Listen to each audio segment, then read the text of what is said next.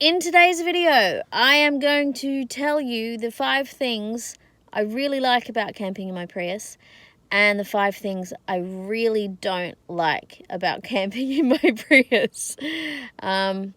So yes, stay tuned for that.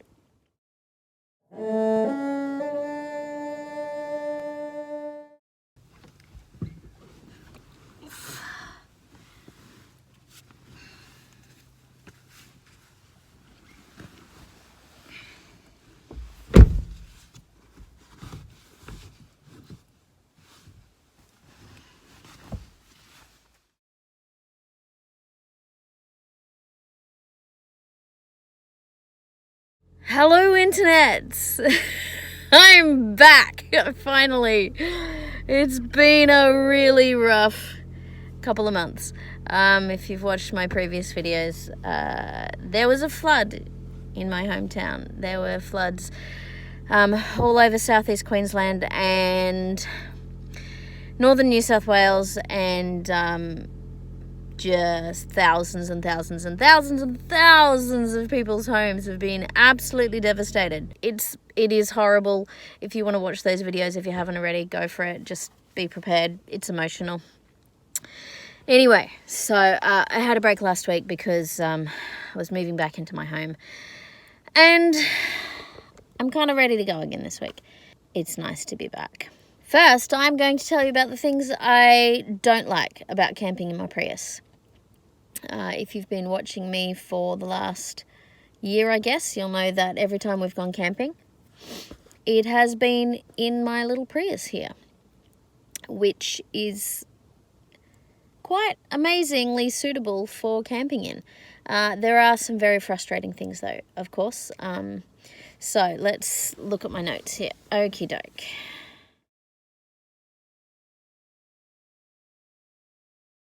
I can't just grab a few boxes, like those storage boxes full of my camping gear and just load them in the back, because every little bit of space in here has to be set aside for either driving or for sleeping.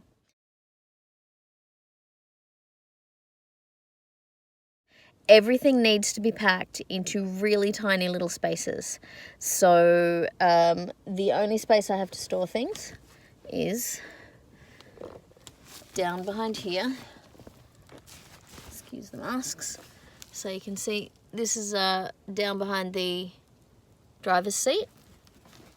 Everything I need is sort of shoved down here. There's the spaces for food, there's these little chairs, there's that shelter thing that I haven't actually used yet. All kinds of things down there you can't really see. As you can see from my hand though, there's not much space.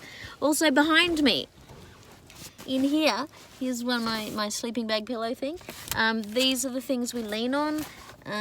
This is the space down here. As you can see, it's not very big. It's literally just a footwell.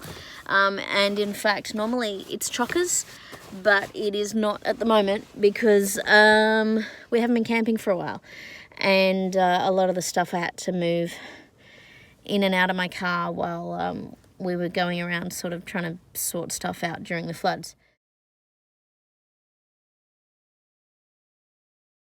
If I have passengers, I need to move things out of those footwells and try and throw them all in the back or shift them aside so there's room for people's feet.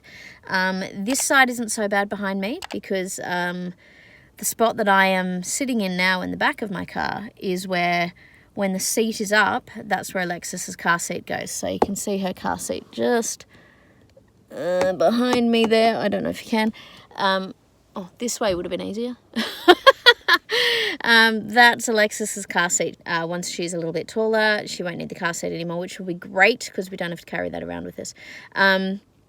So my point being that the only space that I keep relatively clear is the bit where her feet go, so that she's got a space to put her feet. But the other side there, which isn't currently that full at the moment, is really full normally, and there's no room for people's feet. If I have passengers other than someone in the front seat, then I do need to shift everything out. Climbing between the front and the back is awkward. If I was much bigger than I am, it would be really hard. It's a very small space. I'm only 5 foot and I'm not very big, so I can squeeze between the front and the back. Oh, where's the slider? I think I bumped that before. Yeah, if I was bigger, it would be really hard because it's such a limited space between the two seats and trying to climb over the middle console. If I was taller, it would be hard. As it is, at 5 foot and not very big, I can just sort of finagle my way between the front and the back. It's awkward, and it ends up with me puffing and panting, but you know, I can do it.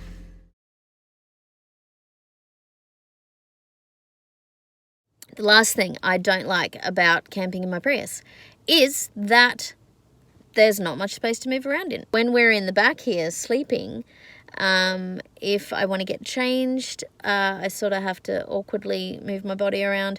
I can lie flat to put, like, you know, change from jeans to shorts or something like that, but I don't really even have that much room above me. So down the end of the car here, I'm not sure what I'm aiming at there because I can't see the front screen. Down the end of the car here, the back windscreen is quite low. I suppose that would be the same case with a 2-person tent. But a 2-person tent, it doesn't really matter if I bump my knees and it doesn't hurt. The other spaces that I have to store things, aside from in the footwell behind me, is in this little wheel well here and in the other wheel well on the other side. Again, it's not actually as full as it normally would be because I haven't been camping a while and because I don't have the rest of our clothing in here and we don't have the bag that we carry things in. The dog's not in here. It's just me right now, so it feels roomy. There's not much space to move around in because when we sleep, there's a lot of the stuff down the end there, as I was telling you about before. So the foot space is quite narrow. Alexis and I sort of have to sleep on that angle and that angle with our feet sort of touching at the end. The dog usually sleeps down that end of the car as well. Occasionally, recently, I don't know what it is that she's decided is different. Maybe she's getting a bit hot. She has jumped in the front and slept in the driver's seat. Which is cool because it leaves us a bit more foot room at the end. Those are the things I don't like about camping in my Prius. Now, the things that I do like about camping in my Prius, they far outweigh the things that I don't like, obviously, or I wouldn't do it. Packing down is almost non-existent because everything we need is within reach, because we can sleep in here and we can relax in here because, as you can see, I'm sitting up against the passenger seat there now, so you know there's not heaps of headroom. If I go up high I can touch the ceiling here, but yeah, it's enough room to just sit and lounge, and Alexis can sit and play on her computer next to me. I can sit and use my phone, do whatever I like. That means that we can quite happily stay in the car here and not need to take out a heap of furniture, not need to put out any sort of shade structure.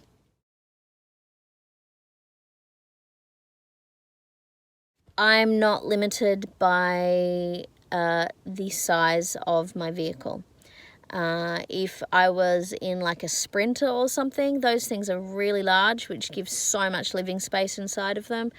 But it does mean that you're a bit limited where you can park. They're tall, so you might not be able to go into all undercover car parks. They're long, so if you're in a city area and all the parking spaces are very clearly defined, then you also might not be able to fit in those car parks and you would have to find special places to park. That is not the case with my normal little sedan of a Toyota Prius. I can park almost anywhere.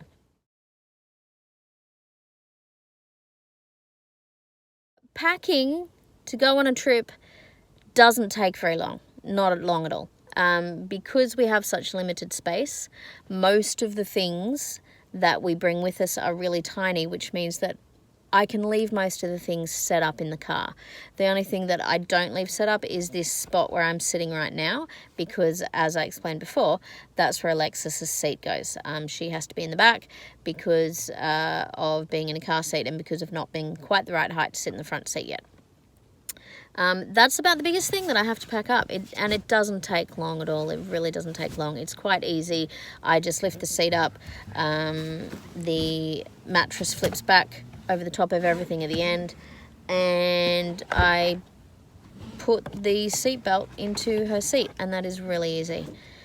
So that's very, very quick.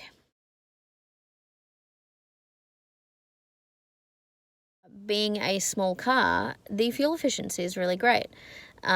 Because I carry most of my camping gear in here all the time, the fuel efficiency isn't quite as good as a lot of people will get with the Prius, also because I've got the roof pod on there, so the aerodynamics aren't quite as nice as they would be without the roof pod and the roof racks. But yeah, it's no worse than any other sort of small to medium car. It means going on long trips isn't super expensive with petrol.